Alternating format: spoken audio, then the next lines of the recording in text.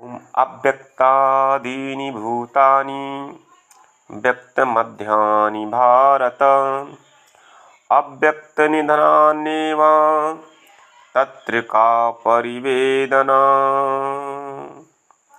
गीता के अध्याय 2 श्लोक 28 में भगवान श्री कृष्ण कहते हैं कि जिस प्रकार आकाश से वायु उत्पन्न होती है, वायु से अग्नि, अग्नि से जल और जल से पृथ्वी उत्पन्न होती है, पृथ्वी से अनेक प्रकार के पदार्थ प्रकट होते हैं। जैसे एक विशाल गगनचुंबी महल पृथ्वी से ही प्रकट होता है, जब इसे ध्वस्त कर दिया जाता है तो वह अदृश्य हो जाता है और अंततः परमाणु रूप में बना रहता है। शक्ति संरक्षण का नियम बना रहता है, किंतु कालक्रम से वस्तुएं प्रकट तथा अप्रकट होती रहती हैं। अंतर इतना ही है। इसलिए प्रकट होने यानी व्यक्त या अप्रकट होने यानी अव्यक्त होने पर शोक करने का कोई कारण नहीं है। यहाँ तक कि अप्रकट अवस्था में भी वस्तुएं समाप्त नहीं होती।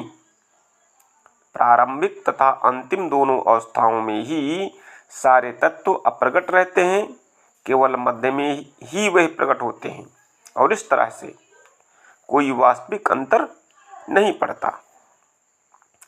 यदि हम वैदिक निष्कर्ष को मान लें कि ये भौतिक शरीर कालक्रम में नाशवान है, अंतवंत इमे देहा, किंतु आत्मा शाश्वत है, नित्यस्योक्ताः शरीरिणः, तो हमें यह सदा स्मरण रखना होगा कि यह शरीर वस्त्र के समान है। इसलिए वस्त्र परिवर्तन होने पर शोक किस बात का। शाश्वत आत्मा की तुलना में भौतिक शरीर का कोई यथार्थ अस्तित्व नहीं होता। ये स्वप्न के समान है। स्वप्न में जिस प्रकार से हम आकाश में उड़ते हैं या राजा की भांति रथ पर आरूढ़ हो सकते हैं, लेकिन जागने पर हम देखते हैं कि न तो हम आकाश में हैं और न रथ पर। तो वैदिक ज्ञान आत्म साक्षात्कार को भौतिक शरीर के अनस्तित्व के आधार पर प्रोत्साहन देता है।